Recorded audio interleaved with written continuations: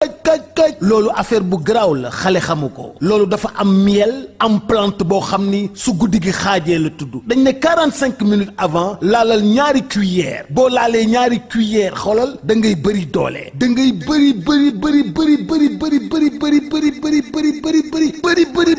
doole guddi gi neex lool yàgg lool livraison à domicile c'est possible kon li may wax xam ngeen lan la miel la ak ay plante loolu nag mi ngi jugee Paris mi ngi tudd la nuit nous appartient la nuit nous appartient wooteel 77 751 59 59 ñi ngi bàyyeekoo Sacré-Cœur 3 ñu livré la ko yée guddi gi day neex lool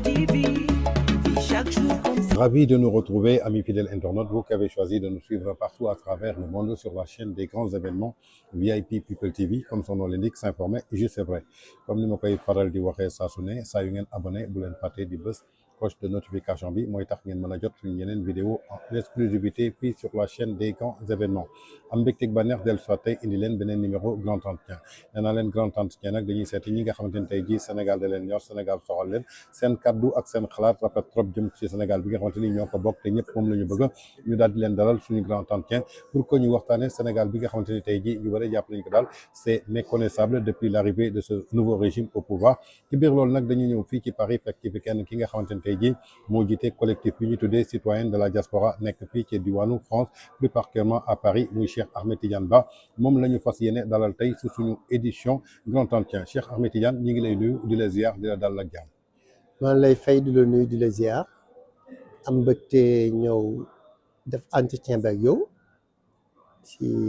di la si sant lu baax nag. jërëjëf Cheikh ziar suñu mbokku sénégalais di leen naan juma mubarak. jërëjëf Cheikh Ahmed Tidiane Ba nee naa leen moo jiite collectif citoyen de la diaspora nekk fii ci diwaanu Paris Cheikh Ahmed Tidiane seen collectif bi tey li ko ëmb bërki démb dégg nañ leen ci seen conférence de presse ngeen am pour but objectif pour delloosiwaat li nga xamante ni mooy la démocratie et quand on parle de la démocratie dañuy wax wàllu liberté suñu waxee liberté nag mooy base fondamentale bi nga xamante ni moom la ñu tabaxee Sénégal depuis Léopold Sédar Senghor ba ci Macky Sall ñu gis ni que depuis l'arrivée de ce nouveau régime toujours dañuy nekk di wax ci problème mu démocratie tey lan moo tax seen collectif citoyen jóg pour xeex ci wàllu démocratie pour delloosiwaat démocratie fii ci Sénégal. waaw laaj bi am na solo lool ndax suñu réew démocratie dafa bokk ci histoire am ndax suñuy xool ci diwaanu Afrique bi Sénégal nekkoon na exemple wala ñu ko doon woowee sa vitrine de la démocratie africaine démocratie boobu nag dafa am ñu ko tabax mooy suñuy maam ñun diñ ko hérité. si Senghor la commencé dañuy commencé am ay benn parti ñaari parti ba mu koy yemale si ñeenti courant Abdou Diouf ñëw yaatal ko ubbi démocratie bi Abdoulaye Wade ñoo def si liggéey bu am solo Macky Sall ñëw également dëgëral ko ci lu ñu seetlu nag si taarixu Sénégal pour la première fois ñu am gouvernement boo xam ne ñëwul yokk démocratie bi dooleel ko mais dafa ñëw ci ay pratique yi mu am mel ne démocratie Sénégal bi day dellu gannaaw parce que soo seetloo ñoom bi ñu toogee ba léegi loolu nag lu ma bettoon la si ñoom parce que si seen discours bi ñu nekkee ci opposition bi daanoo leen ŋaññi gouvernement boo nga xam ne ñoom Macky Sall ñoo fi nekkoon ci wàllu liberté ci wàllu démocratie ñoom la bi ñu ñëwee lu ñu gën a daaneel fu Sénégal gën a suuxee mooy si wàllu liberté tëj ji bëri na lool.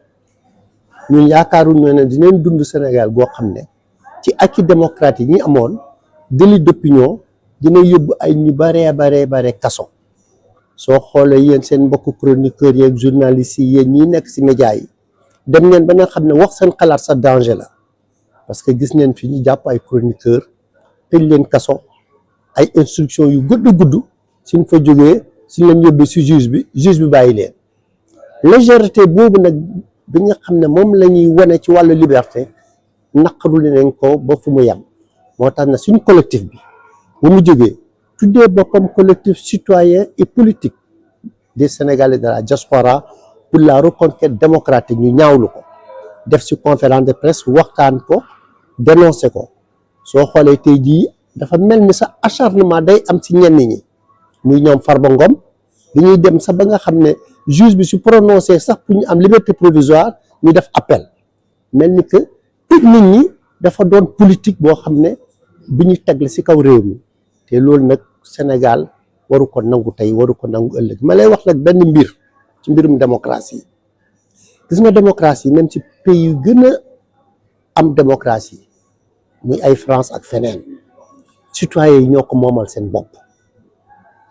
démocratie nekkul loo xam ne dafay samp rek ba faw ma lay jox exemple Allemagne c'est une grande démocratie amoon xam-xam lool ci wàllu politique amoon xam-xam lool ci wàllu économie nekkoon sax un des pays les plus démocratiques d'Europe dans les années 30 Hitler bi mu ñëwee ci ay mbokkam dinoo daaneel démocratie bi c'est pour woon sénégalais rek li nga xam ne moom lañ hérité ci suñuy maam duñ ko war a téye ak suñuy ñaari loxo ndax moomuñ ko démocratie Sénégal ñun ñii di dund moomuñ ko duñu koo dénk pour les générations futures duñu koo dénk pour suñuy doom ñun ñu ngi ko amee ci ay nit yu ko xeex démb ak barki démb ba ñëw ñu mën a dund ci pays démocratique nañ fexe ba téye ko noonu pour suñuy doom yi ëllëg dund ci pays bu démocratie ñu bañ a naan suñu génération caaxaan nañ ba démocratie Sénégal dellu gannaaw ni may waxee ci démocratie noonu laay waxee ci république parce que dafa ànd ñun république lañ yor république dafa laaj élégance république dafa laaj respect des normes républicaines république dafa laaj ñi ngay war a doxalee séparation du pouvoir entre exécutif législatif ak judiciaire tey jii soo xoolee nguur gi ni muy jéemee dugal loxoom ci judiciaire bi ni muy jéemee dugal loxoom ci justice bi ba ay ministre jóg di def ay commentaire ci loo xam ne du seen yoon nekku ci kaddu procureur la moom mu ñëw di ci wax loolu dafay wane tey jii même suñu république bi mu ngi dellu gannaaw. d'accord foofu lay rebondiré yaa ngi koy wax tey jii ci séparation de pouvoir jëm ci wàllu république en dehors de démocratie ñi gis li xew bërki démbu Sénégal muy le cas de Farba Ngom ak Tahirou Sarr ginnaaw bi leen yoon tegee loxo ci rapportu CENTIF ñu accusé leen à hauteur de 125 milliards mais à la grande surprise après seen audition à fond kii di Tahirou Sarr dañ ko may liberté provisoire Farba Ngom ñu may ko liberté provisoire alors que ñoom ñaar ñëpp ñoo bokkoon benn dossier ginnaaw loolu parquet def appel ci benn nit muy Farba Ngom alors que dañuy gisoon l'actuel premier ministre defoon ay menaces ci moom mais xamal ni ko bés bu gagné élection yi dinañ ko tëj ci kaso bi ñu bare jàpp ni que commande politique bi actuellement dafa flagrant jëmale ko ci wàllu justice bi plus grave sortie Yacine Fall ministre de la justice en tant que ministre de la justice est-ce que war na génn tey ci benn saisine wala benn fouille bu ñu def ci benn détenu boo xamante ni daf nekk en détention à la place du procureur. waru ko def parce que moom laa doon wax léegi république ay séparation pouvoir la benn dossier boo xam ne mu ngi en instance de jugement dossier bi demul ba sotti jugement bi def c'est pas encore définitif ministre waru si prononcé woo parce que moom suy wax si kaddu exécutif lay waxee ça veut dire tey ji exécutif mu ñuy dugg ci loo xam ne yëfi judiciaire la comme influence boobu muy def dafa baaxul ci république dafay daane république te li nga wax ci mbirum Farba Ngom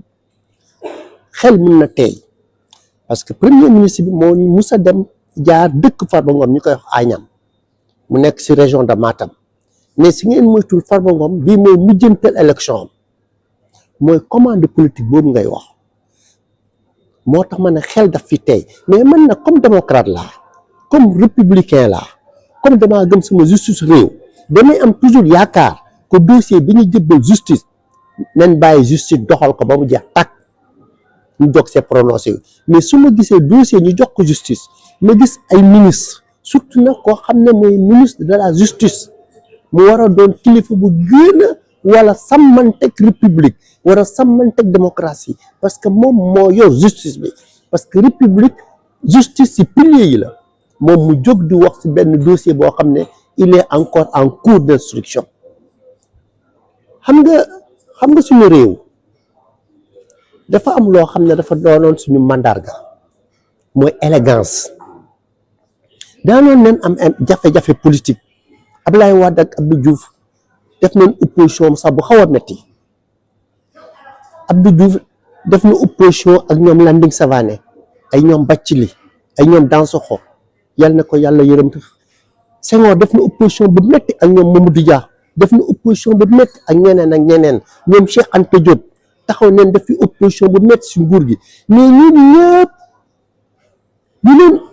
différence amoon ci seen xalaat ci seen doxalin mais musuñu manqué d'élégance républicaine ñun nag tey ji élégance boobu lañ ñàkk te aussi démocratie dafa am leneen lu muy àndal mooy éthique ak responsabilité soo demee ba nga xam ne notion d'éthique notion de responsabilité bi dugg na si démocratie dara desatu fa parce que éthique ak responsabilité moo tax ku nekk xam lan mooy sa cër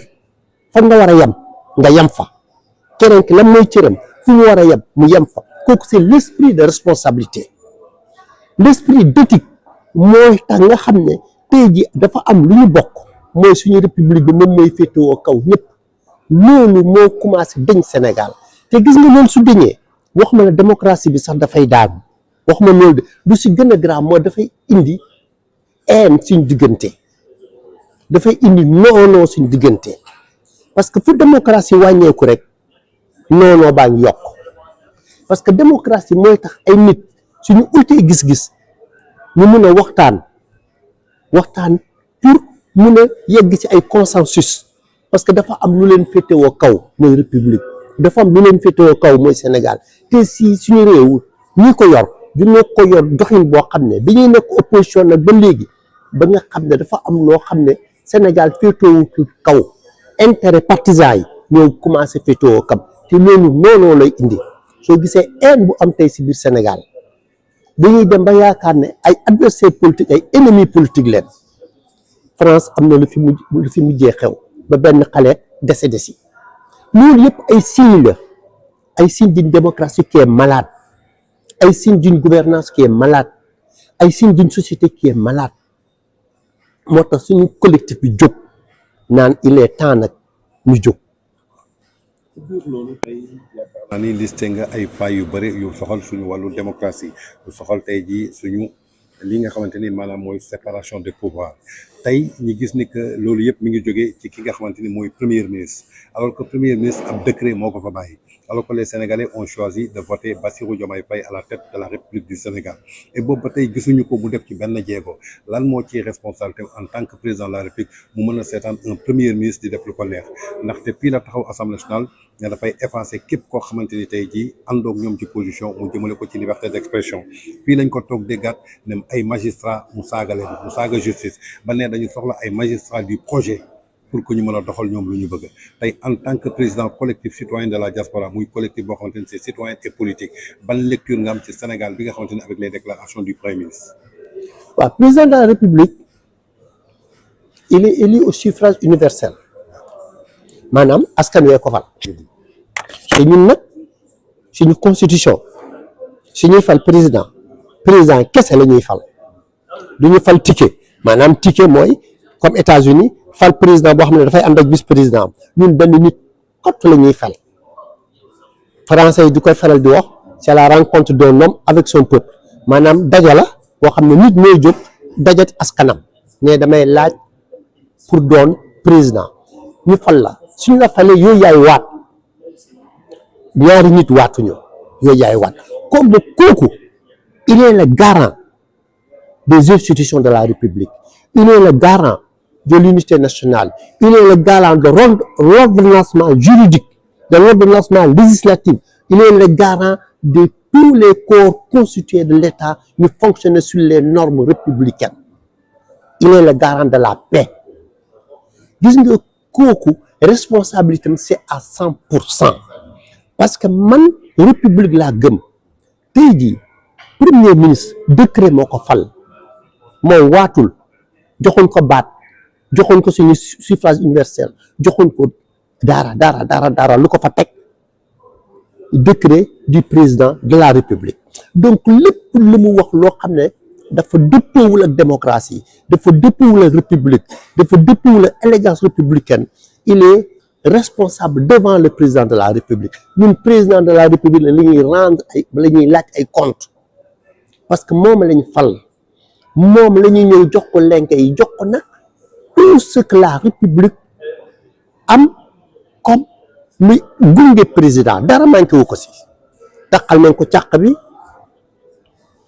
magistrature yi conseil constitutionnel armée tous les corps consulaires de l'État ñëw nañ toog ne que nous sommes à ta disposition kooku il est responsable de ce qui se passe dans le pays su dee premier ministre bi mu ngi def doxalin boo xam ne dëppoowul ak république moom mu bàyyi ko fa c'est que su ko neexul itam ànd na si su ko neexul ànd na si jusqu'à preuve du contraire parce que man gëwuma ne premier ministre am na sañ-sañ jóg di wax joo xam ne dafa dëppoowul ak démocratie dafa dëppoowul ak république dafa dëppoowul ak suñu aada réew dafa dëppoowul ak suñu réew nu mu doonee bañ ne ko suñu lion yi sax suñu gaynde de la teranga lañ leen di woowee kooku su ko fa bàyyee ba léegi c'est que ànd na si de manière tacite su si àndul de manière explicite ànd na si de manière implicite. D'accord, comme qui ne dit rien se consent. waaw D'accord. Cheikh Ahmed Tidiane Ba jiite collectif citoyen politique de la diaspora tey su ñu waxee diaspora bi da ngeen contribuer ci lu bëre ci affluence ak ci influence jëmale ko tey ji ci troisième alternance tey régime bi su fi toogee yaakaar naa ni diaspora bi dafa am lu rëy duñ ci joué. absolument discours bi ñu leen jaayoon ci changement bi ñu leen jaayoon ak rupture bi ñu leen jaayoon depuis que l'arrivée de ce nouveau pouvoir est-ce que tey du déception ñi gis nitu diaspora bi tey taxaw li naan dañu bëgg a reconquérir la démocratie tey ban taxawaay la actuel pouvoir taxawee ci wàllu démocratie ci wàllu liberté ci wàllu économie ak soutien ak appui ak yéen ñi nga xamante ni mooy les sénégalais de la diaspora est-ce que gis ngeen ci seen bopp ak li taxoon ngeen xeex combattre ba ñëw ñuy toog est-ce que tey ñu bëri ci yéen amuñu ci déception. waaw diaspora bi moom yaakaar naa c'est le parent pauvre de cette majorité diaspora bi moom utiliser nañ ko nag ñu baax a baax ba ñuy nekk opposition ci communication ci réseaux sociaux yi ci ay dig ay promesses yu dul jeex mais bi ñu toogee ba léegi lan leen def de manière man nag waxuma slogan lan leen def de manière concrète ci diaspora gisuñ fi dara lu ñu def ci diaspora bi xanaa ay diaspora bond kenn xamul lan la kenn xamul ban concept la kenn xamul lu muy nébuleuse la c'est une nébuleuse tey jii musuma kenn mënu laa wax diaspora bond boobu ñaata lañ cotiser fan leen yóbbu xaalis bi ñaata leen recevoir lan leen siy def lan leen si dul def lan mooy cohérence projet bi donc diaspora bi te diaspora sénégalaise nag diñ see war a bàyyi xel bu baax a baax parce que ay contributeurs économiques leen ay régulateurs sociaux leen parce que Sénégal famille yi bëri tey jii su diaspora amul woon noonu lay demee xam nga France dafa am lu ñuy naan sécurité sociale maanaam benn système boo xam ne moom mooy jàppale ñu xaw a néew ci doole xam nga Sénégal kan mooy suñu sécurité sociale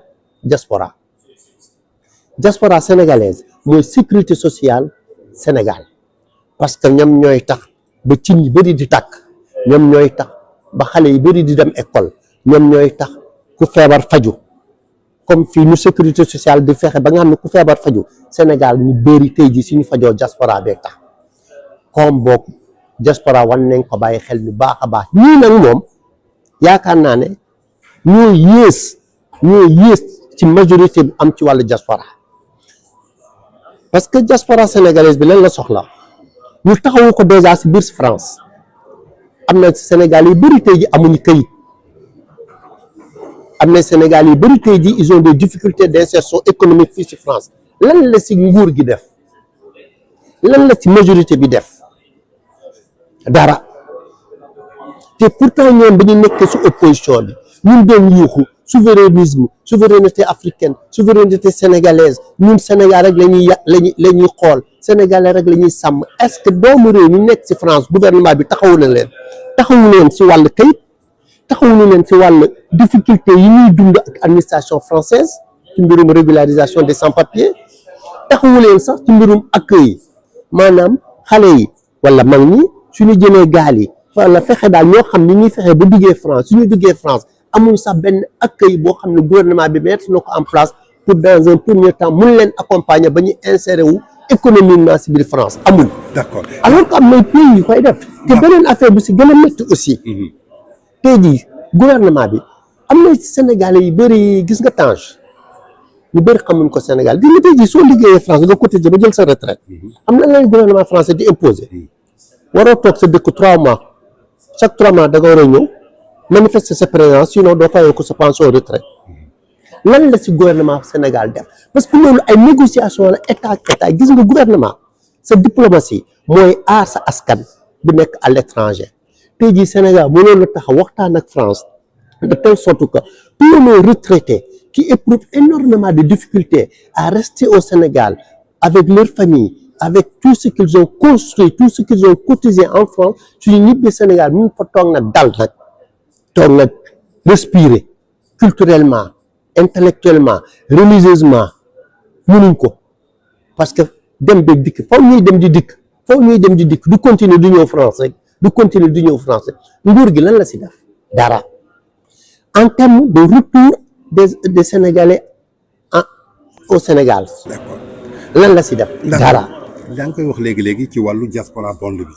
mu doon li nga xamante ni da nga ko jàppee lu nébuleuse alors que bi ñu nekkee opposition dafa am benn rêve bi ñu leen jaayoon xamal leen que bés bu ñu jëlee pouvoir bi lépp loo xamante ni ancien régime bi ñu ngi ko doon pasare mu war leen revenir wax nga ko léegi ne nga France dafa am sécurité sociale mooy jàppale doomu aadama yi alors que Sénégal seen sécurité sociale c'est la diaspora ngeen amoon mbébét ni que yéen tey kii kat ñi suñu jëlee nguur gi tey seen sécurité sociale boobu dina dañ ci yéen coono bi dina leen wàcc ba ñu bëri rêvé woon pour ñibbi ñi accompagner leen ñu investir mais à la grande surprise ñu ñëw ci yéen pour laaj leen na ngeen cotiser pour jox leen ñu dugal ko ci biir réew mi tey loolu yow naka nga ko jàngee. mais gàcce la ci gouvernement parce que diaspora sénégalaise mun naa wax sax ne diaspora sénégalaise la parce que diaspora moom dafa bëri profil mais profil bu fi gën a ëpp bu gën a bëri moom la ñuy wax rek vulgairement moodu wala faatu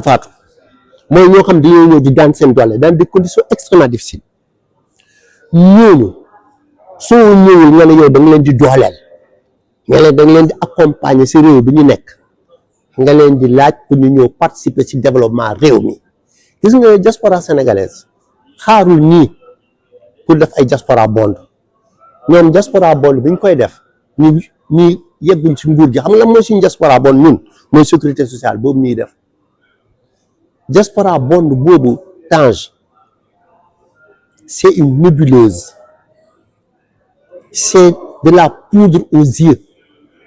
ça n'a pas de cohérence économique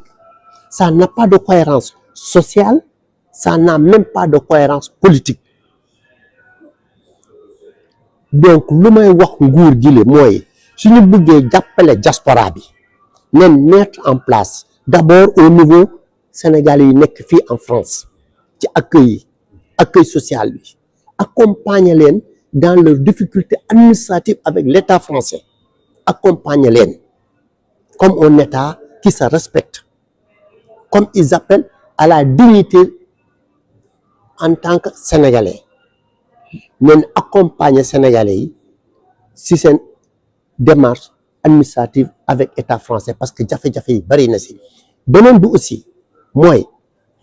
ñu accompagner les Sénégalais qui ont travaillé en France qui ont cotisé en France qui ont pris leur retraite et qui veulent rentrer chez eux rester chez eux et peut-être ne plus revenir en France toog dallu Sénégal daw sedd bi daw jafe-jafe yi métro ya train yi ñu toog Sénégal uuf liñ ko mën a uuf di yeewu Sénégal di dem di julli di ñëw di waxtaan ak njaboot gi te ñu bañ leen di naan di ngeen di ñëw loolu état bi lan la si def dara te loolu yëpp gouvernement bi tey ji mënoon na si taxaw gisuñ ko beneen affaire bi aussi bu si ëpp solo mooy bu ma bëgg a wax mooy des projets d'investissement parce que ñun collectif citoyen et politique de la diaspora on va développer ce qu'on appelle si biir collectif bi parce que dañuy def politique on veut un changement de majorité mais duñu xaar également changement de majorité pour entamer des choses concrètes on va développer ce qu'on appelle au sein du collectif benn pôle diaspora investissement muy benn pôle boo xam ne dafay initier encadrer des projets de développement de la diaspora pour le pays si wàllu immobilier pour suuf pour kër développer des projets parce qu'il y a beaucoup de Sénégalais une partie des Sénégalais qui veulent investir au Sénégal am nañ seen xaalis wala am nañ seen partenaire du ñoo bëgg investir soit dans l'immobilier soit dans l'agriculture parce que man j'adore l'agriculture soit dans sama sago foofu la ñuy jëm soit ci mbéy mi lan la gouvernement bi mettre en place comme instrument d'accompagnement de ces Sénégalais qui veulent investir au pays. mais barki démb Cheikh Ahmed Tidiane yow yaa jiite collectif citoyen de la diaspora le président woote na journée de la diaspora ñu bëree taxaw ci tey est-ce que yow demoon nga ci journée boobu ak journée boobu tey li ci jot a génn ak li nga ci jot a dégg ban analyse nga ci dégg est-ce que tey amal na njëriñ diaspora bi parce que loo gis benn lay tàmbalee. amaluñu njëriñ dew ma si yëguma ko xaw ma sax ñan ñoo ko organiser parce que sooy woote journée de la diaspora mais dafay fekk ni yow da nga ñëw waxtaan ak diaspora bi d'abord. doo toog Sénégal décider damay def journée de la diaspora sans pour autant prendre contact avec toutes les associations de diaspora avec la communauté sénégalaise. Je parle pas de la diaspora politique parce que diaspora politique dafa am xam nga mooy diaspora politique mooy les militants des partis politiques ça c'est la diaspora politique parce que chaque parti politique la dafa yaakaar ne diaspora bi mooy militant bi si moom il doit s'adresser aux militants de Pastef ils ont leur canaux politique pour parler ak ñoom mais bu mu ko def au nom de la diaspora sénégalaise ne wax il s'adresse à sa diaspora politique loolu su ko defee il a le droit de s'adresser à sa diaspora politique mais c'est pas dans l'intérêt de la diaspora sénégalaise peut-être ñoom ñoo bëgg a dundal seen parti bëgg a récompenser seeni militants bëgg a sargal seeni militants ñoom ñoo xam xaw ma si dara intéressé wu ma xaw ma sax de quoi ça retourne on n'a pas pris contact avec nous mais nous on n'attend pas le gouvernement pour agir. Nous, on va mettre en place des projets de la diaspora pour des projets de retour au pays, des projets immobiliers, d'accompagnement, des projets de partenariat. On va essayer de voir quels sont les voies et moyens aujourd'hui que pour que la diaspora sénégalaise bu bëgg a investir au Sénégal naka ngay defee ba investir rien que par parce que quand tu veux investir dans un marché tu as besoin d'avoir des informations du marché. Mais est-ce que tey investissement boobu dina yomb vu que depuis l'arrivée de ce nouveau régime képp kuy investisseur da nga daw Sénégal gis nañu taxes yi ni ñu koy tegee ci kaw Sénégal gis nañu la crise profonde de l'économie bi nga xamante ne tey li ko causé mooy annonce premier ministre jëmale ko ci dette cachée bi FMI ñi ngi leen di imposer restructuration de la dette mais nangu ko et jusqu'à présent gis nañu bor bi nga xamante ni ñoom levé nañ ko ci marché UEMOA bi est-ce que tey projet boobu nga bëgg a teg dina yomb Sénégal sans que ñoom ñu dellu si waat à la raison. waaw xam nga projet moom sooy doxal dafa am li ñuy wax des opportunités et des contraintes am des avantages et des inconvénients la situation économique du pays ça va être une grosse contrainte ça je le sais mais loo gis rek da nga koy initier peut-être début bi dina métti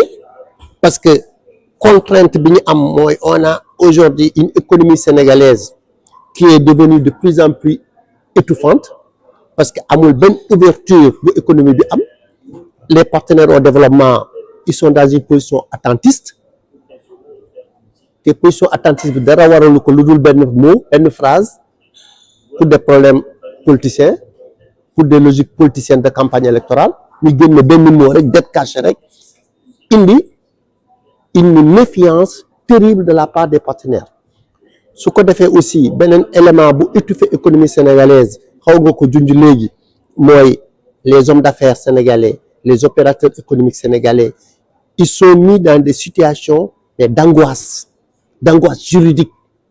je parle même pas d'angoisse du marché d'angoisse juridique da ngay naan mais lii may def suba ak ëllëg mën nañ ma woo mën nañ ma entendre et le marché les investisseurs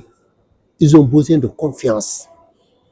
gis nga un seul opérateur économique un seul homme d'affaires qui est inquiété qui est emprisonné ça va impacter beaucoup d'hommes d'affaires parce que ku nekk ci ñoom dafay naan je ne suis plus en sécurité juridique dans ce pays et Tange nous ne sommes pas seuls dans le monde il faut ñu xam loolu nous sommes un pays parmi plus de 52 États en Afrique je parle même pas nag du reste du monde xam nga gars yi su boobaa li ñuy def dañuy jël seen bagage yëpp ñu xool dëkk boo xam ne ils sont beaucoup plus en sécurité là-bas ñu dem moo tax léegi il y a des opérateurs qui essayent de partir en Côte d'Ivoire en Guinée même le Mali là qui connaît le Mali de la junte militaire il y a des opérateurs qui veulent partir vers là-bas moi bu may mujj Sénégal j'étais là-bas au mois de septembre en fait j'ai fait septembre octobre j'ai vu 2 opérateurs économiques. On était dans un avion ñuy waxtaan nii ñu ne ma ñun suñu yeggee di ñu jël suñu bagage dem Côte d'Ivoire ma ne mais bu leen def loolu rester mu ne non on peut plus. Donc c'est que il y a une vague d'hommes d'affaires sénégalais qui sont en train de quitter le pays pour aller ailleurs. Et c'est pas une histoire qu'ils quittent le pays encore une fois de plus parce qu'ils ont mis la suspicion dans la tête des Sénégalais que tout homme d'affaires bu tam di naan parce que dafa ragal, parce que dafa njuuj njaaj, parce que dafa luubal, parce que ceci, parce que ceci, parce que cela. Parce qu'on a introduit au sein de l'économie sénégalaise une notion de luubal, une notion de détournement, une notion de recel qui est en train d'impacter toute l'économie sénégalaise parce que benn homme d'affaires amatul confiance nekk Sénégal di investir donc dañuy dem seen yoon suñu demee seen yoon lan lay indi mais chômage lay indi parce que l'État ne crée pas d'emploi sont les opérateurs économiques qui créent de l'emploi ñoom ñooy dooleel économie ñoom suñu demee sa jeunesse si chômage lay mujj pauvreté bi day yokk social bi day gën a metti mais ça ne nous empêche pas nag quand même au sein du collectif de prendre des initiatives. C'est une contrainte énorme qui est là. On espère, Inch'Allah Rabbi, que nous leen dese as tuut comme ñu koy xale di waxee mos dem je pense mooy terme bi. bés bu ñu demee affaire bi gën a naat affaire bi gën a yomb pour la diaspora. C'est pas uniquement nag difficile pour la diaspora, c'est difficile pour tout le peuple sénégalais. D'accord dañuy ñëw ci reddition des comptes état bu ñëw war nga def reddition des comptes saytu li nga xamante ni ñi nga wuutu liñ fi bàyyi woon ñi gis reddition des comptes bi ni mu tàmbalee woon am ñu bari ñoo xamante ni dañ leen accusé woon mais ñëpp ñu ci accusé woon 5 ministres bokkoon na ci ak ay hommes d'affaires yi gis nga le cas de Farba Ngom gis nga le cas de Tahirou Sarr y a Khadim Ba actuellement qui est accroupi en prison y a Dan Sarr et y en a d'autres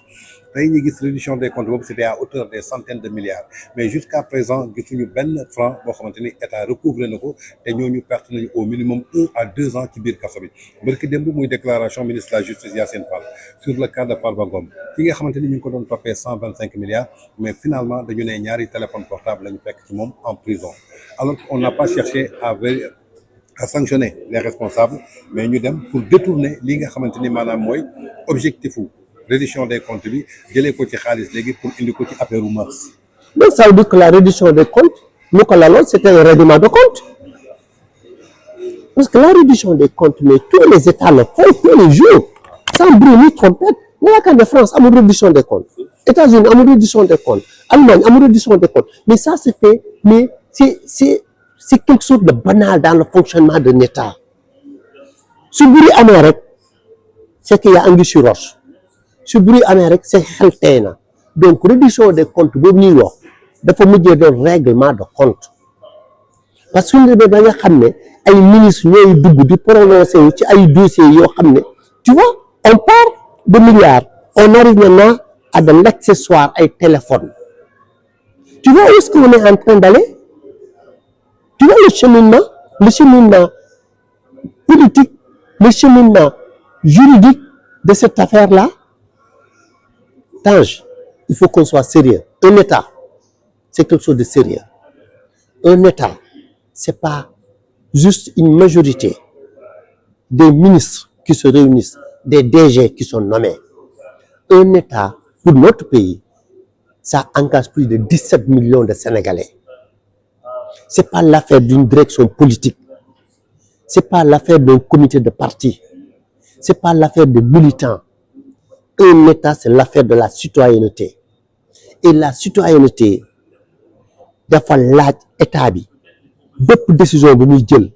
bépp parole bi ministre de prononcer wu mu xool quel est l'impact de cette parole-là sur le Sénégal sur l'économie sénégalaise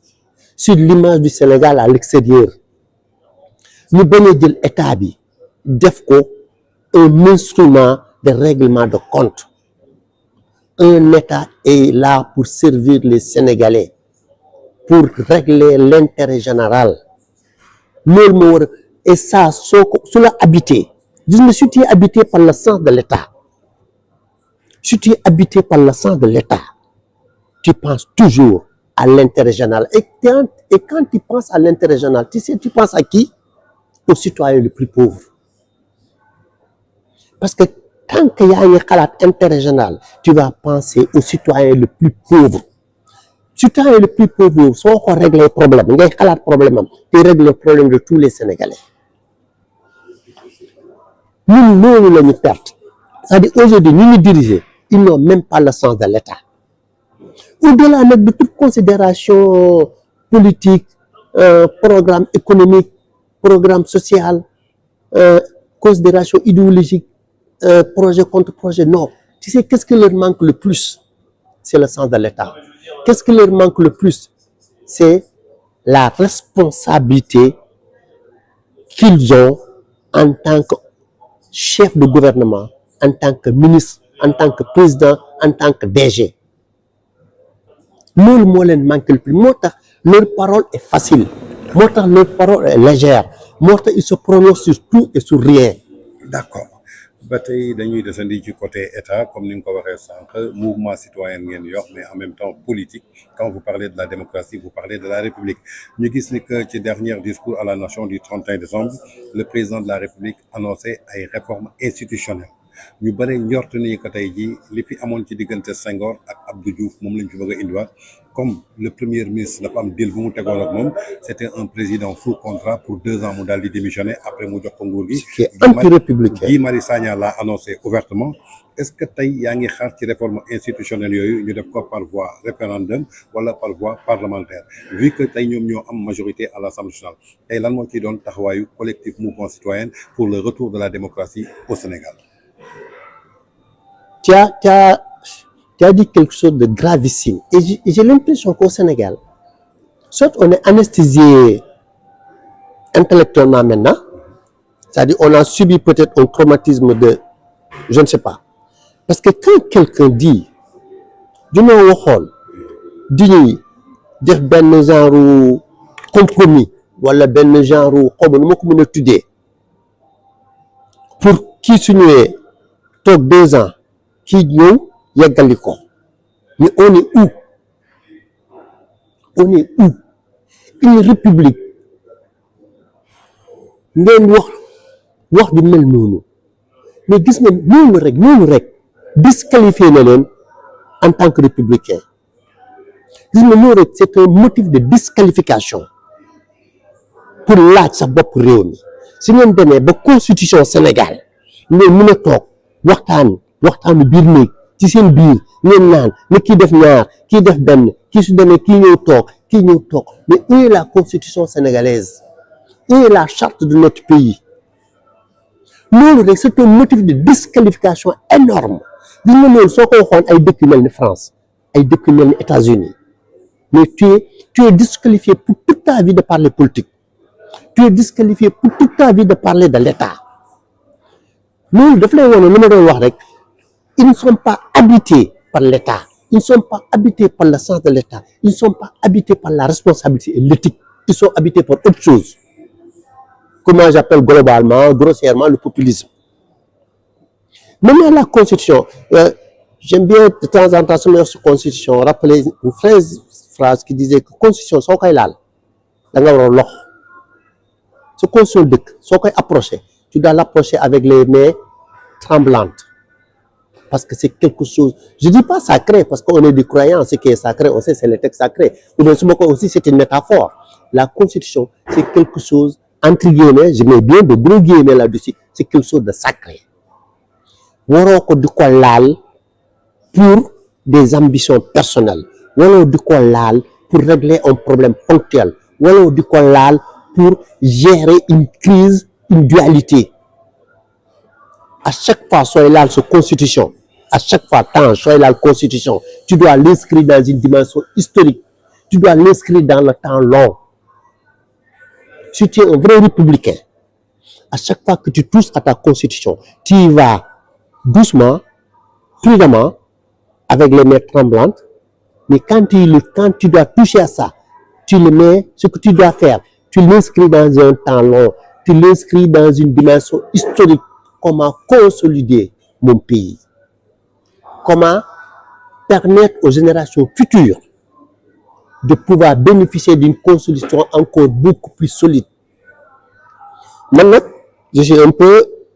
pragmatique. je ne me prononce pas sur le mot gisugul. Je ne me prononce pas sur le mot gisugul. Mais a priori, si j'ai un conseil à dire, si j'ai une recommandation à faire, qu'on ne touche pas à cette constitution. Mais réellement, est-ce que du pouvoir bu ñëw rek bëgg indi ak constitution boppam en 2001 Abdoulaye Wade touché woon na la constitution en 2016 Macky Sall touché na la constitution alors que Macky bi mu touché dafa ne verrouillé na ko kenn mënatu ko laal est-ce que tey verrouillage boobu bi Macky waxoon am na réellement wala amul ñii tey suñ ko bëggee laalaat ban moyen lañ ko war a jaaree est-ce que tey yéen suñ ko bëggee jaar par voie parlementaire da ngeen di taxaw croiser les bras parce que en 2012 Abdoulaye Wade en 2011 du moins Abdoulaye Wade a voulu changer la constitution avec le quart bloquant te gis nañu tey soulèvement populaire bu mu indi Sénégal ba ay nit yu bëri ñàkk seen bakkan tey yéen en tant que les gens de la citoyen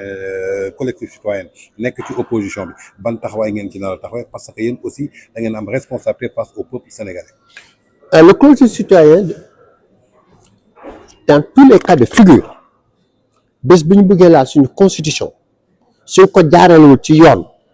dinañ ci taxaw wax ci suñu xalaat s'il faut manifester ñu manifester dinañ ko naqaru te on fera tout ce qui est à notre pouvoir à notre échelle en tant que collectif pour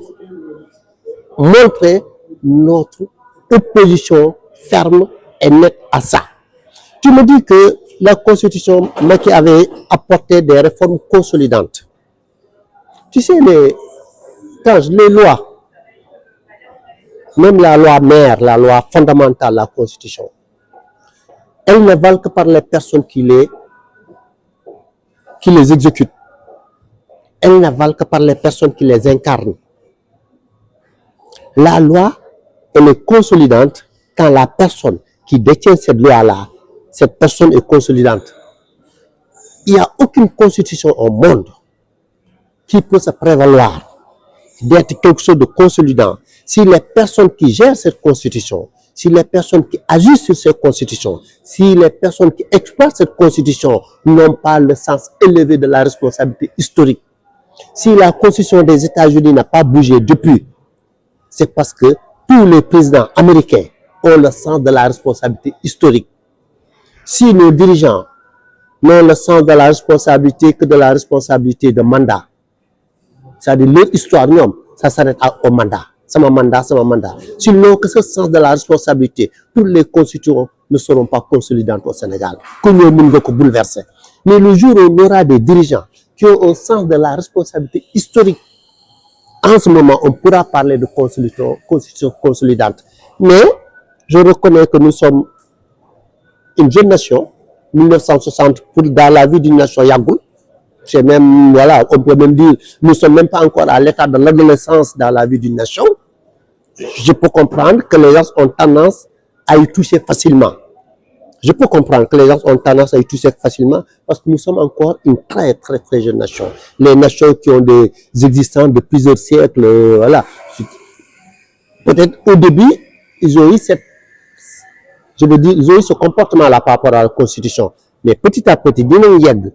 je suis persuadé que la Constitution bi kenn dootu ko laal beneen élément bi soo gisee gars yi di laal Constitution facilement. C'est dans le processus de la formation des nations en Afrique. Parce que les constitutions africaines, la plupart, c'est des constitutions qui sont tirées de l'époque coloniale. Il n'y a pas eu un travail d'appropriation des constitutions par les populations africaines. De telle sorte que gars yi mën nañ ko laal facilement. Tey jii constitution américaine soo ko naree laal l'américain moyen am na loo koy laalee moom ngay jàkkaarloo parce que moom constitution bi moo ko moom. Il se l'approprie. Nous, loolu manque encore. Les constitutions africaines, les populations ne se l'approprient pas encore parce qu'il n'y a pas cette forte identification entre l'État et les populations à travers la Constitution. Et comme on a des hommes politiques, à quelques exceptions près, comme Macky Sall, qui n'ont pas cette vision historique de la nation, qui n'ont pas cette vision du temps long, ils ont toujours tendance à prendre la Constitution comme leur propre constitution, qu'ils doivent modeler à l'échelle de leurs ambitions personnelles ou à l'échelle de leur pouvoir. Pour ce qui est du collectif, de notre collectif, nous exprimons une position de principe que la constitution de notre pays, on ne touche pas avec légèreté. Toute réforme de cette constitution-là ne doit pas être motivée pour régler un problème personnel. Toute réforme de cette constitution ne doit pas être motivée pour gérer une situation ponctuelle. Toute réforme de cette constitution doit être motivée par l'intérêt général dans une dimension historique. su loolu amul nañ ko bàyyi duñ ko laal te nag am na ni ñu koy bëgg a laalee su boobaa peuple sénégalais bi moom mooy bañ. Et je lance un appel au peuple sénégalais. La constitution n'appartient pas au président de la République. La constitution n'appartient pas au premier ministre. La constitution n'appartient pas au gouvernement. La constitution vous appartient. Peuple sénégalais, constitution Sénégal yéen a ko moom, yéen a koy aar, yéen a koy protéger, yéen a koy sàmm. Constitution bi président moomu ko, gouvernement moomu ko, premier ministre moomu ko, ministre de la justice moomu ko, procureur moomu ko, conseil constitutionnel moomu ko, peuple sénégalais bi moo ko moom. D'accord ci biir loolu ñu gis ni que ñu ngi bëgg a indi beneen réforme remplacer conseil constitutionnel par une cour constitutionnelle. Est-ce que yéen collectif citoyen de la diaspora d'accord ngeen ci loolu? On attendra de voir les termes de la réforme. A priori, ce gouvernement, j'ai un a priori pas favorable dans tout ce qu'ils font, parce que c'est pas non plus quelque chose que je dis comme ça. C'est que bi ñuy jëlee nguur gi ba léegi lépp lu ñu teg, lépp lu ñu wax duñ ko wax pour defar seen bopp ñoom. Mais ils ont été clairs parce que nee nañu lépp loo xamante ni pôle judiciaire financière liggéey na ko suñu demee ba cour suprême wala conseil constitutionnel mu yàqu ko. Donc pour que ñoom ñu mën a téye Sénégal respecter seen promesse foog ñu am des magistrats du siège yooyu nag mooy ñi nga xamante ni dañu bokk ci projet PASTEF ñu jël leen teg leen ci cour constitutionnelle bi pour ñu mën a doxal comme haute cour de justice bi gis nga ni ñu ko tëralee. Donc tu vois, donc su ma nee dama am un a priori pas favorable dafa am lu ko justifier. Si ñu demee bay naan des magistrats du projet, quelle hérésie des magistrats du projet. C'est une honte pour que des hommes politiques le disent dans une république. Donc ça veut dire que tey jii réforme boobu motivation yi c'est des motivations politiques. Donc su boobaa on va se lever fermement contre cette réforme là. Lépp lu ñuy laal ci suñu dëkk, lépp lu ñuy yëkkati comme réforme su dee rek pour régler seeni problèmes personnels, pour régler seen problème parce que ils veulent mettre des gens en prison, si ñu leen dugalee en prison am ñu ñëw ne ñii nañ génn parce que defuñu dara wala lu ñu def mérité wul prison. Su ne de loolu moo tax ñu bëgg a torpiller toute l'architecture juridique de notre pays. Il faut que le peuple sénégalais bañ loolu. C'est au peuple de se défendre. Nous, le collectif, on va prendre possession de tous ces éléments qu'ils mettent sur la place. On va étudier ça avec responsabilité. On va étudier ça avec un engagement citoyen. Et s'il faut s'y opposer, on va s'y opposer à l'échelle du collectif. S'il faut bind dinañ bind, s'il faut manifester dinañ manifester, s'il faut conscientiser nit ñi dinañ conscientiser. Mais moi, je pars toujours du principe, notre constitution, notre architecture juridique, notre ordonnancement des cours de tribunaux nañ ko bàyyi. D'accord. Duñ ko laal. te ñu jublu nag Tange nañ jublu ci économie bi. Mais ci biir économie boobu dañuy gis benn crise institutionnelle am diggante le président de la République ak son premier ministre. Il y a le premier ministre même qui l'a avoué au Grand Théâtre mooy ci journée des martyrs ñu bëree jàpp nañu que tant que ñoom ñaar ñi ngi continuer de cheminer 3 ans yi leen dese maanaam Sénégal day gën a plongé wu dans l'obscurité jëmale ko ci wàllu économie ñenn ñi jàpp ni que seen séparation c'est obligatoire tey yéen ban taxawaay ngeen ci amee est-ce que dañu war a cheminer jusqu'en 2029 ou bien dañu war a séparer wu pour que le président puisse redresser le Sénégal quand il est temps. Loolu seen problème la ñoom ñaar. man ndax gis-gis moo seen mooy ñoom ñu ànd ñu bañ a ànd loolu c'est de leur responsabilité lu ñu man lu ma leen di wax mooy réew mi on les a élus xam nga pour lan pour régler le problème des Sénégalais nañ jublu ci problème mu Sénégalais yi nañ jublu ci problème Sénégalais yi est-ce que ñoom ñooy ànd est-ce que ñoom du ñu ànd. mais wàññi nañu keroog carburant bi. C'est à voir parce que wàññi carburant moom xam nga carburant c'est toujours ça dépend toujours du cours du pétrole donc wàññi carburant il faut toujours ñu def ci attention parce que il y a le cours du pétrole qui intervient là-dessus ça demande une analyse beaucoup plus affinée pour xool wàññi bi lan moo ko waral ak ban njëriñ la amal askan wi dans tous les cas de figure pour moi, tout ce qui permet aujourd'hui de relever le pouvoir d'achat des Sénégalais, j'applaudis. Le plus loin ni barna, de me rejeter. Mais, waruñ ko def comme genre étendard. Wàññi nañ non. Soo wàññee carburant. Yeneen jafe-jafe yoo xam ne askan wi a ngi koy jonkonteel. Loo si wax foo si toll soo demee sama mbokk yu nekk dans le Fouladou, yu nekk dans le Pakao, yu nekk dans le Fouta, yu nekk dans le Bawol, yu nekk dans le Sine, yu nekk dans le Saloum avec l'arachide nga ne leen wàññi naa carburant ñooñu la ban impact la am si seen dund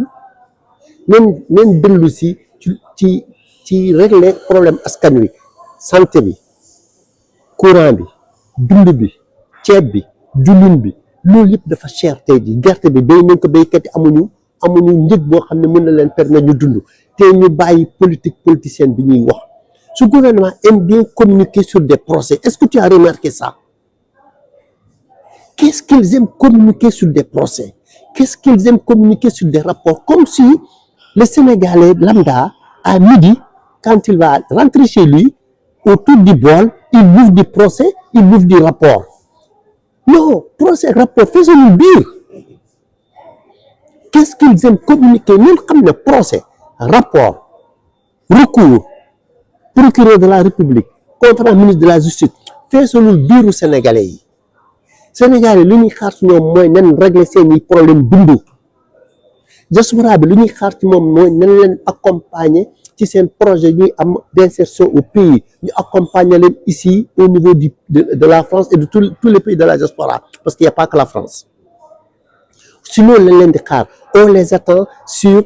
problème agriculture bi, gerte bi. Bii pas moom luppe nañ ko lajji nañ au moins année prochaine ni bañ a lajji te man lay wax benn affaire nag ci mandat présidentiel gis nga mandat présidentiel sur des 5 ans la ñaari at yu njëkk yi ci ngay liggéey gis nga ñetti at yu mujj yi da ngay politique da ngay campagne donc ñaari at yi rëcc jeex na ils ne vont rien faire pendant ces 5 ans, rien. Même en Europe, quand on élit les présidents pendant 5 ans, les grandes réformes, que ce soit sur le plan économique, que ce soit sur le plan social, sur le plan politique, les grandes réformes, c'est les 2-3 premières années. Qu'est-ce que les dernières années, qu'est-ce que tu vas faire? Tu vas faire de la politique.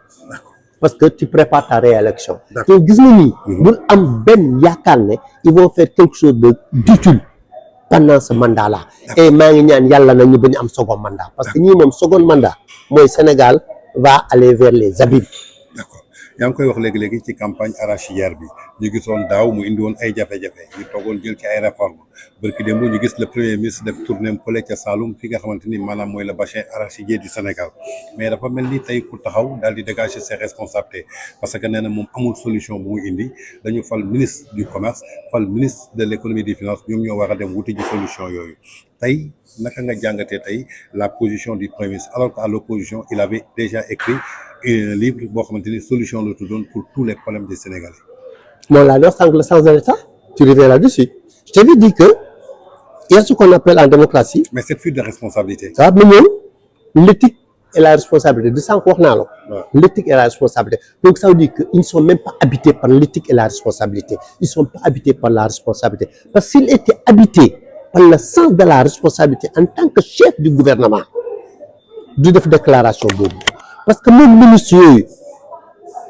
xaw ma ne moo leen nommé wala nommé leen parce que après xamante ne kuy nommé kenn de tous les cas de figure moom ministres yi ñoo bokk conseil des ministres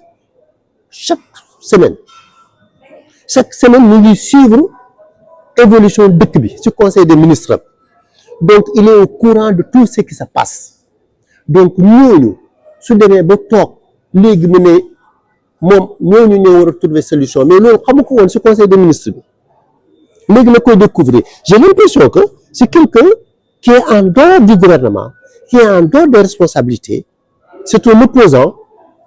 C'est comme un Cheikh Tidiane Ba qui parle. C'est-à-dire il n'est pas au cœur de l'action publique. Il est au cœur de l'action publique. Il est même le chef suprême de l'action publique. Il voit ses ministres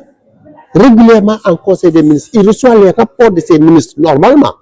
Non, je dis bien normalement. Il reçoit les rapports. Ils savent ce qu'ils font, ce qu'ils ne font pas. Ils connaissent les limites. ils connaissent les solutions qu'ils proposent donc si dee loolu yëpp da ko réer xamu si loolu ba jour bi mu leen naan trouver leen solution man awma solution bi mais Tange c'est dramatique. Quel État on a?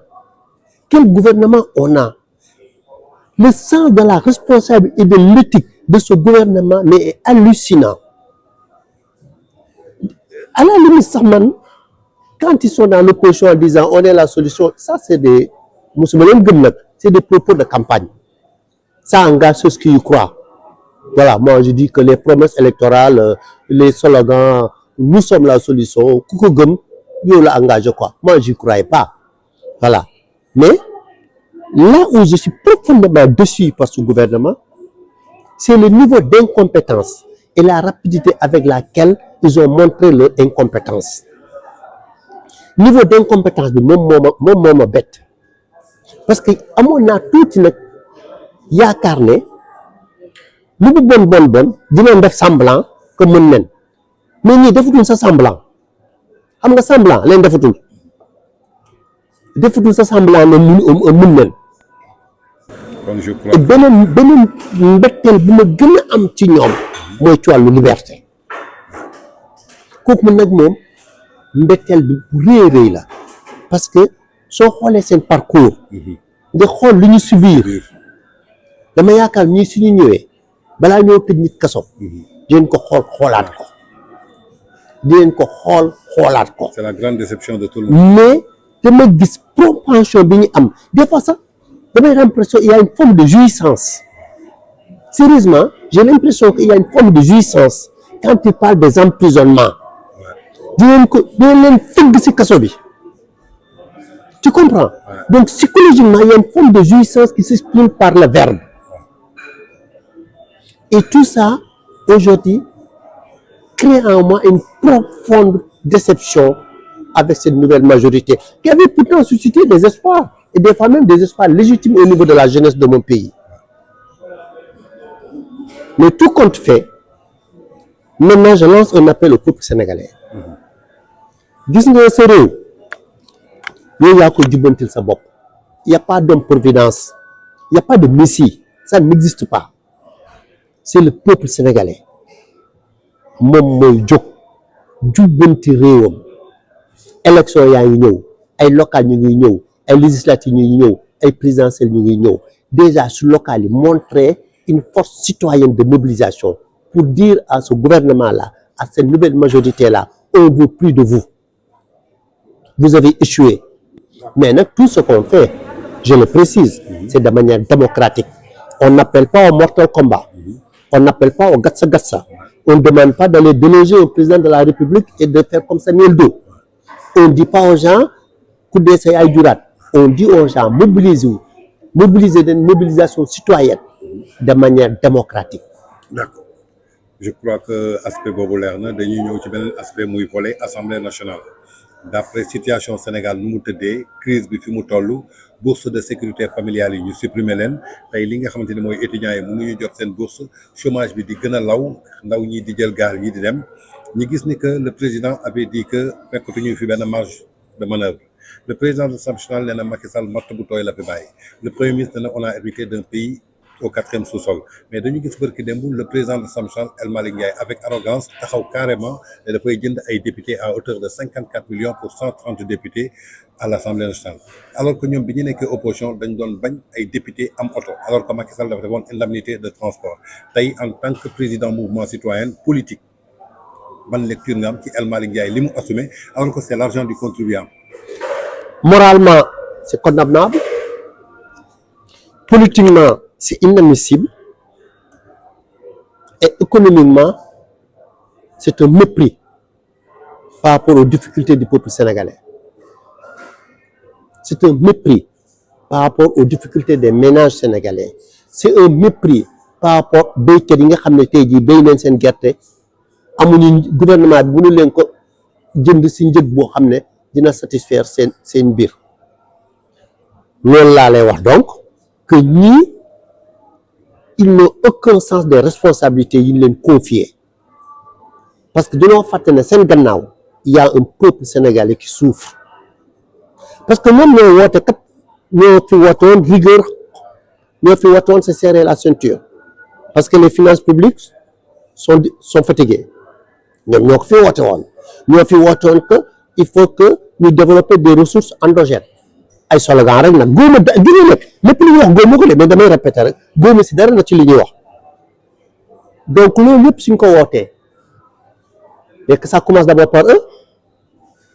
si demande au Modou de serrer la ceinture mais serrer ceinture bi si ñoom la war a njëkk a commencer te même bu ñu fàtte dara gis nga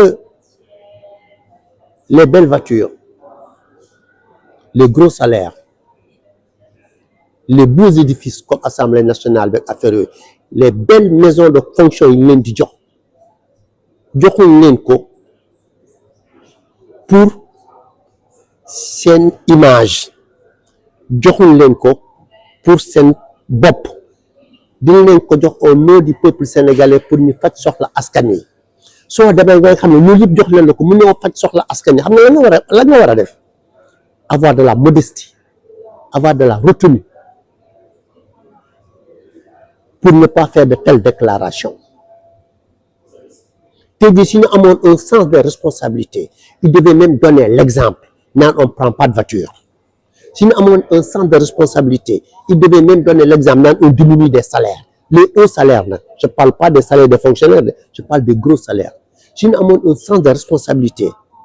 en disant que les finances publiques sont fatiguées, on a trouvé le Sénégal au 4e sous-sol. En ce moment, il y a un comportement d'un pays de 4e sous-sol. Mais tu ne trouves pas ton pays au 4e sous-sol, tu as le comportement d'un responsable qui gère un pays qui habite dans un gratte-ciel. Parce que le comportement qu'ils ont, c'est le comportement d'un pays qui est au niveau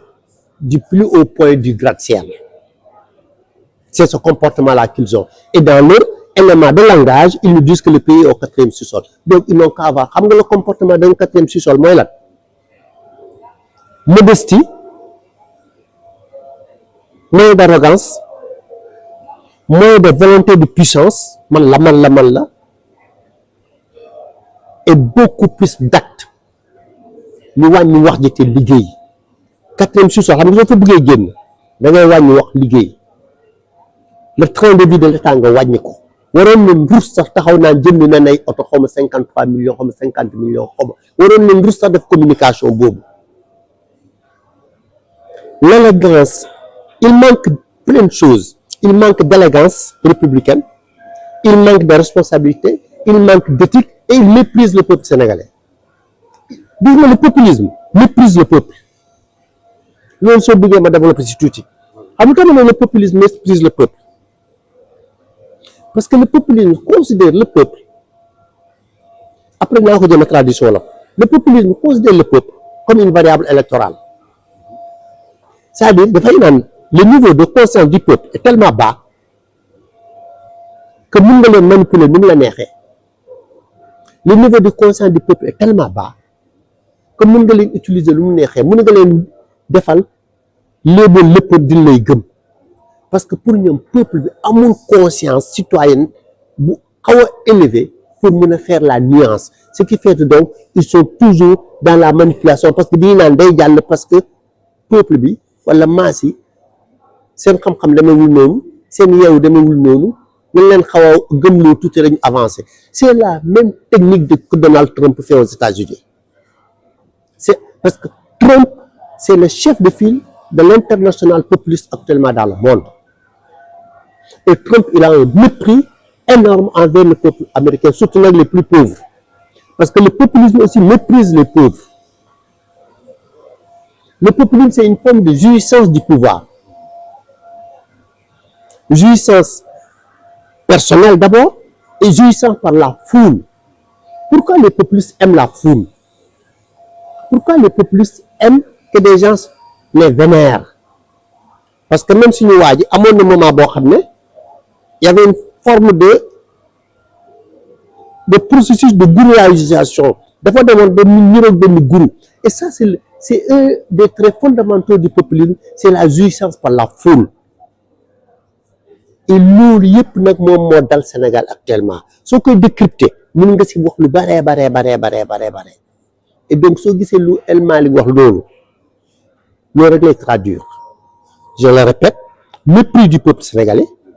manque d'élégance républicaine, manque de responsabilité, manque d'éthique. Parce que su mesurer la souffrance de ce peuple-là, coono bu askan wi nekkee actuellement, am na yoo xam ne du ko sa wax wala am na yoo xam ne suñ ko defoon li ñuy modeste mais ñoom dañuy def di fësal parce que j'ai lu l'information il y a 1 ou 2 mois, c'est Madiambal Diagne qui l'a sorti, je ne suis pas sûr, que le Premier ministre avait fait un voyage avec un jet privé. Gis nga manque de responsabilité boobu c'est tellement élevé. Gis nga su toogoon sax Tange en tant que Premier ministre d'un pays qui est au 4e sous-sol nga am sa benn xarit Tange milliardaire multimilliardaire nee la kaay ma abal la jet privé nga voyager donc non du ma ko def parce que je suis le Premier ministre et mon peuple souffre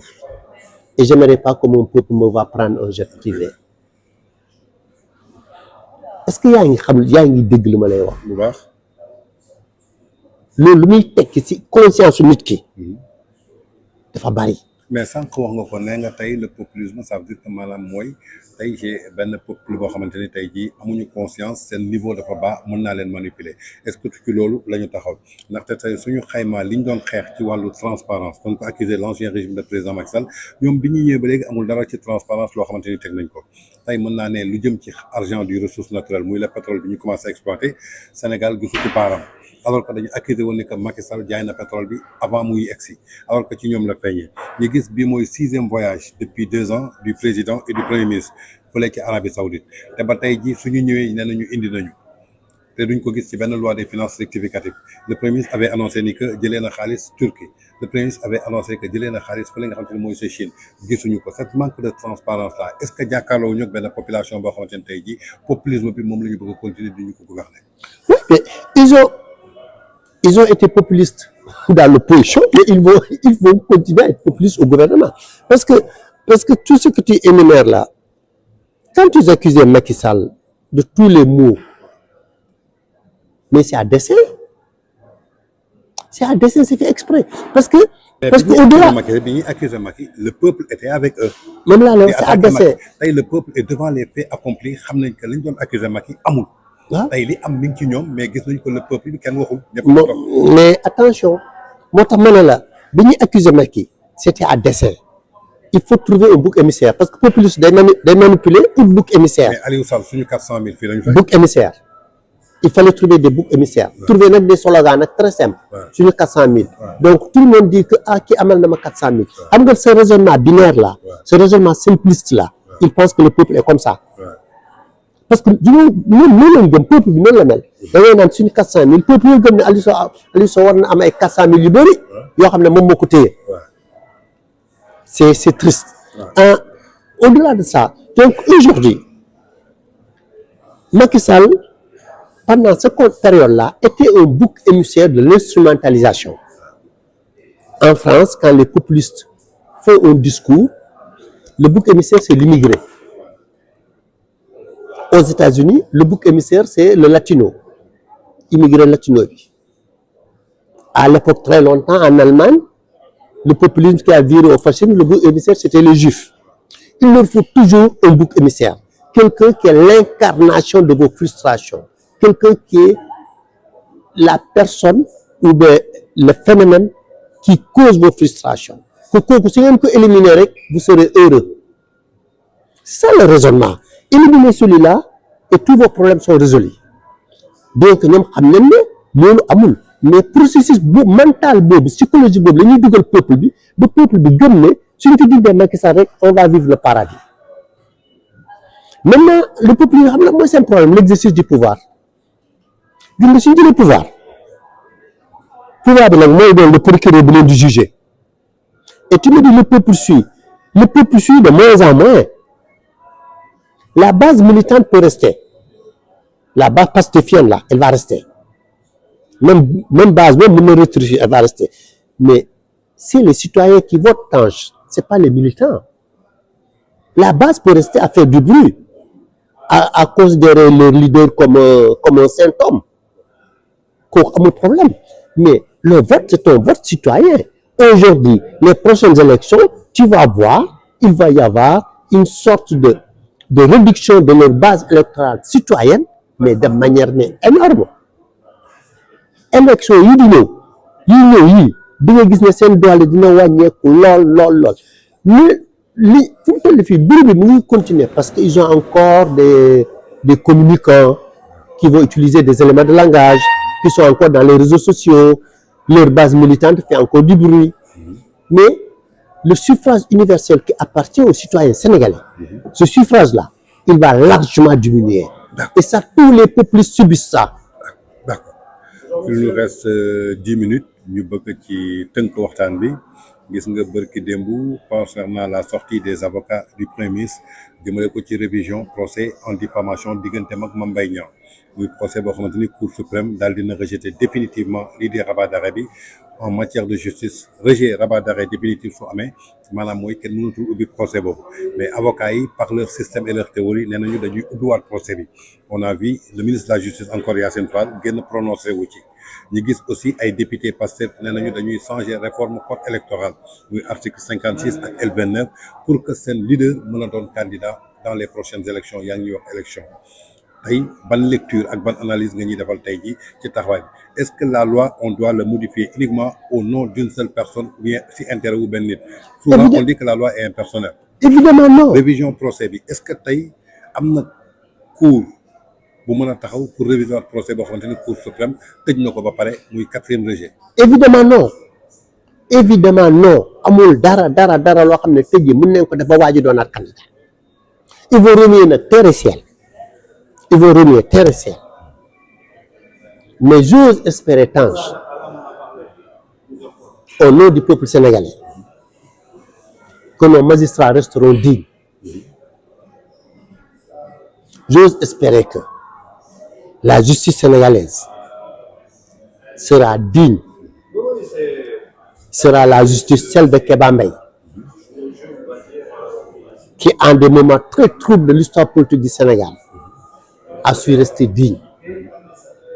J'ose espérer qu'il y a encore des Kéba Mbaye dans la magistrature sénégalaise. Ça c'est le côté magistrat, le côté du peuple sénégalais. Askanu Sénégal seen constitution seeni tribunaux seen cour yéena ko moom seen xaalis moo leen di fay ndax seen impôt lañ leen di fayee loolu bu leen nangu kenn ñëw di jalgati yoonu Sénégal bi pour régler problème am bu leen ko nangu am ngeen sañ-sañ bi yoon moo leen ko may yoon Sénégal yoonu constitution la déclaration des droits de l'homme moo leen may ngeen défendre seen constitution moo leen may ngeen défendre seen démocratie moo leen may ngeen défendre seen république mu justice bi mu ne défendre loolu yéen a mën a dooleel justice bi donc justice bi soxlawul ku ko dooleel parce que elle est indépendante en soi et en soi également elle ne doit subir aucune influence. Elle ne lit que le droit et uniquement le droit. J'ose espérer que justice bi il y a encore beaucoup de Kéba Mbaye qui sont là-bas, qu'il y a encore beaucoup de dignes fils du Sénégal qui ne regardent que le Sénégal, uniquement le Sénégal. Et j'espère que le peuple sénégalais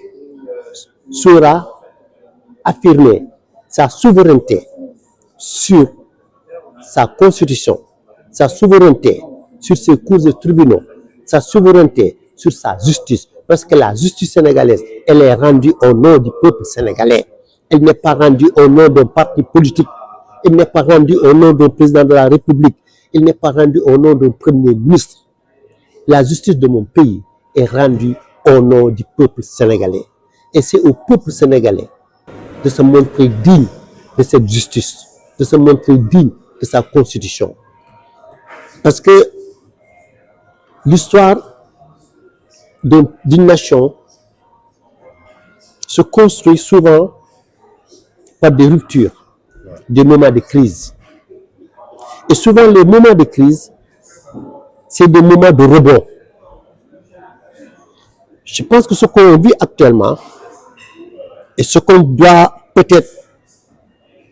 ce qu'on envisage de faire avec notre justice peut être un moment de rebond, de sursaut citoyen. C'est vrai que pendant ces 4 dernières années, nous avons eu une opposition qui était vraiment très antidémocratique, très anti-républicaine, très anti-institution, inélégante, qui a tout fait pour fragmenter le peuple sénégalais, créer des antagonismes inouïs entre les Sénégalais. Nous l'avons vécu cette crise-là. Nous y sommes toujours d'ailleurs. Je pense que à la fin, in fine, le sursaut national aura lieu. Et le sursaut national nous permettra de sortir par le haut de cette crise et de cette majorité populiste. Sortir par le haut de cette crise et de cette majorité populiste. Nous, en tout cas, au niveau du collectif citoyen sénégalais de la diaspora, tout ce que nous mettons en place, c'est là de travailler à l'éveil des consciences démocrates. C'est là de travailler à l'éveil des consciences républicaines. C'est là de travailler à faire du Sénégal cette nation qui était une nation émergente pendant les 2 mandats de Macky Sall, à retrouver cette trajectoire, à sortir de cette trajectoire qui fait tant de mal à notre économie, qui fait tant de mal à notre jeunesse, qui fait tant de mal à notre diplomatie, qui fait tant de mal à notre image à l'international. Remettre le Sénégal sur la trajectoire pour que le président Macky Sall tegoon. Dinañ si def lu ñu mën au niveau de la diaspora au niveau du Sénégal. Et on va aussi travailler avec la diaspora, avec des projets concrets. Parce que comme je dis, la politique s'accompagne des projets de développement. Politique nekkul contraire, da ngay contre teg ay affaires. Li ñu bëgg a teg avec la diaspora sénégalaise, c'est essayer ubbi des pôles de projets de développement, waxtaan ak ñoom, xool yan pexe la ñu mën a teg ba tey jii diaspora bi su bëggee investir au Sénégal mu mën a am des facilitations. Il y a nag une grosse contrainte, comme tu me l'as dit, c'est l'état de l'économie sénégalaise actuellement. Mais est-ce que vous êtes prêt pour le retour du président Macky Sall en 2029? D'autant plus que ñu bëri dañu ne Macky Sall jamono ji amatul lu muy prouver Sénégal, secrétaire général ONU moo ko gën a intéressé. J'avoue que moi, quand je parle de bâtir un projet politique autour de la vision du président Macky Sall, l'homme m'intéresse, mais sa vision est au-dessus de l'homme. Si Macky Sall estime que ça, c'est une question purement intime à Macky Sall, personnelle, parce que bëgg a doon président de la République du affaire parti, c'est une question personnelle, c'est de l'intime conviction que je veux le faire, parce que c'est une charge tellement lourde,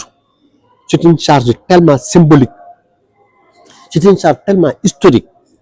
que nit ki kese nit rek ci boppam moom rek moo xam ndax bëgg na wala bëggul. Ñun en tant que collectif on a dit que on veut remettre le Sénégal sur la trajectoire bu ko Macky Sall tegoon. On veut s'inspirer de sa vision. Cette vision-là, si elle est incarnée en 2029 par Macky Sall himself, mais on applaudit du 2 mai. Mais si elle est incarnée par quelqu'un d'autre qui peut remettre le Sénégal sur cette trajectoire bu ko Macky Sall tegoon, on applaudit du 2 mai. Donc on n'a pas un problème personnel pour 2029. On a juste un problème d'éveil des consciences et d'orientation aujourd'hui de notre action politique vers la vision du président Macky Sall, en souhaitant éventuellement que le président Macky Sall soit l'homme qui va incarner cette vision en 2029 au sommet de l'État. Mais si tel n'est pas le cas, ce n'est pas non plus un drame. Mais la réponse appartient exclusivement, uniquement au président Macky Sall. Et je sais qu'il saura prendre la bonne décision parce qu'il a toujours été au niveau des décisions bi ñu ko doon xaaree. À chaque fois bi ñuy xaar mu jël décision, il a toujours pris la bonne décision pour l'intérêt du peuple sénégalais. Parce que c'est un démocrate convaincu, c'est un républicain convaincu, il aime le Sénégal, il aime le peuple sénégalais. Tout ce qu'il fera, ce sera pour l'intérêt du peuple sénégalais, pour l'amour qu'il porte au peuple sénégalais, pour le démocrate qu'il est, pour le républicain qu'il est. Nous, en attendant, on va travailler vers ça, on va travailler pour ça. Merci beaucoup. C'était Cheikh Ahmed Tidiane Ba, jiite collectif citoyen de la diaspora fii ci biir Paris. Seen combat, c'est pour le retour de la démocratie sukkandiku ci vision président Macky Sall.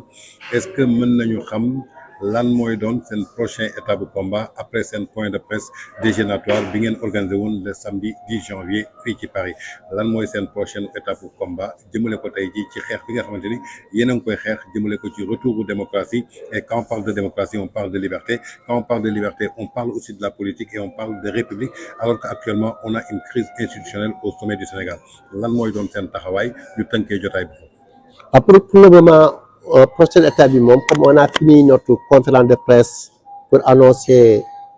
la naissance du collectif, aussi moi j'en ai profité également pour dire que dorénavant, je suis un militant de la paix. Ça aussi, j'ai oublié de le dire. Dorénavant, je suis un militant de l'APR de la diaspora de France. waaw dama siy sóobu ba jeex tàkk ci biir parti bi waaw mais actuellement pour ce qui concerne le collectif nous sommes dans la phase de la consolidation du collectif parce que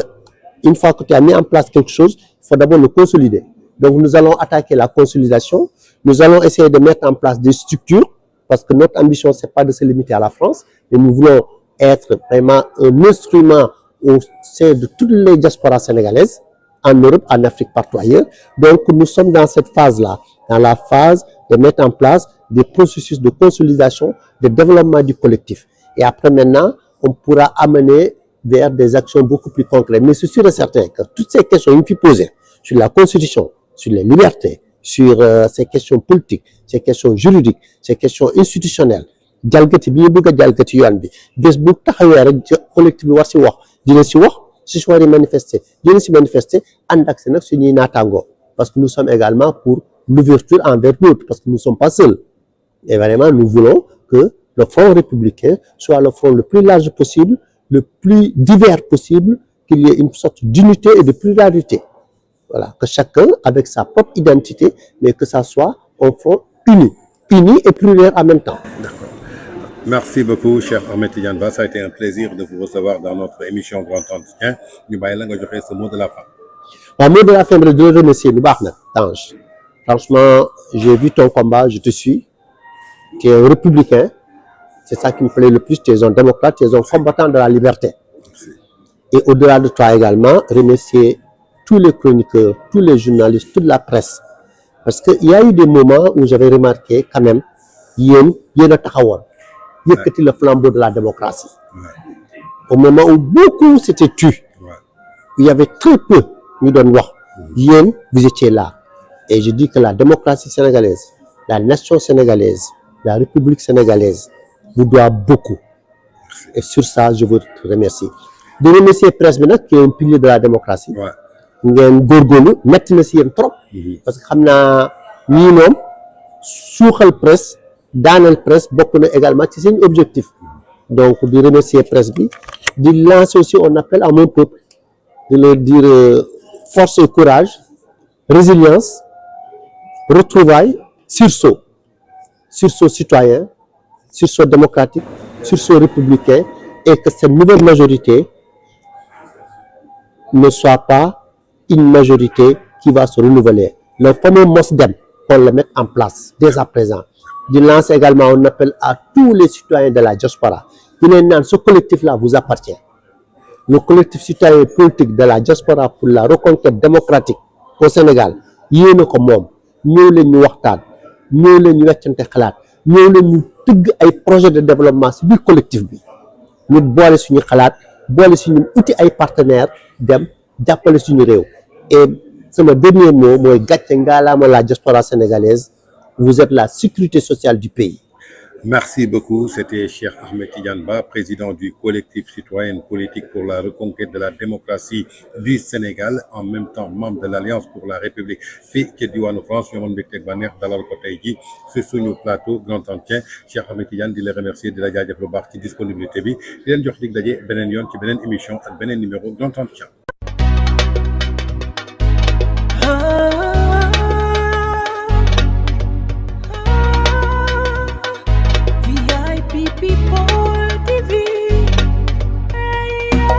VIP People TV, chaque jour comme ça.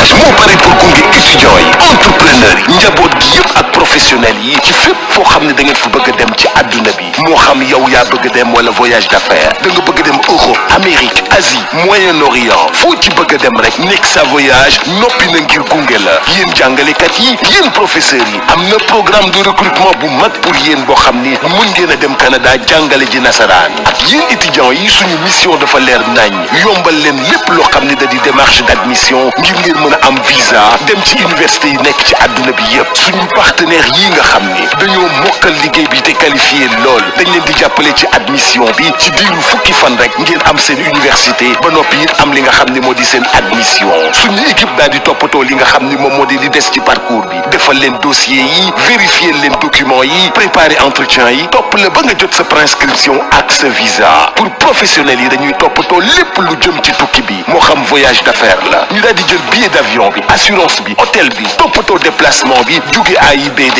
jëm aéroport yamuñu foofu loo soxla ci location de voiture bu am confort ñu yombalal la ko gunge la ba nga yore oto bu mucc ayib Nexa Voyage ñi ngi nekk cité Kër Gorgui mën nga ñu woo ci 00221 78 957 11 11 wala 00221 78 958 11 11 wala 00221 78 586 80 80 Nexa Voyage seen tukki bii di ñëw fii lay tàmbalee. Chez Nexa Voyage, nous accompagnons étudiants, entrepreneurs, familles et professionnels dans tous leurs projets de mobilité, qu'ils soient personnels ou d'affaires. Europe, Amérique, Asie, Moyen-Orient, où que vos objectifs vous mènent, nous sommes votre compagnon de route. Vous les enseignants et professeurs, un programme de recrutement s'offre à vous pour l'enseignement de la langue française au Canada. Pour les étudiants, notre mission est claire, faciliter vos démarches d'admission et de visa vers les meilleures universités du monde. Grâce à nos partenaires qualifiés, votre admission peut être obtenue en seulement 10 jours. Notre équipe s'occupe de chaque étape du parcours, constitution du dossier, vérification des documents, préparation de l'entretien, suivi jusqu'à l'obtention de la prescription et du visa. Pour les professionnels et les entreprises, nous gérons l'ensemble des voyages d'affaires, visa, billets d'avion, assurance, hôtel, ainsi que les déplacements du personnel vers AIBD et la location longue durée de voitures pour plus de confort et de flexibilité. Nexa Voyage, cité Kër Gorgui, appelez-nous au 00221 78 957 11 11 ou le 00221 78 958 11 11 ou le 78 586 80 80. Nexa Voyage, votre prochain voyage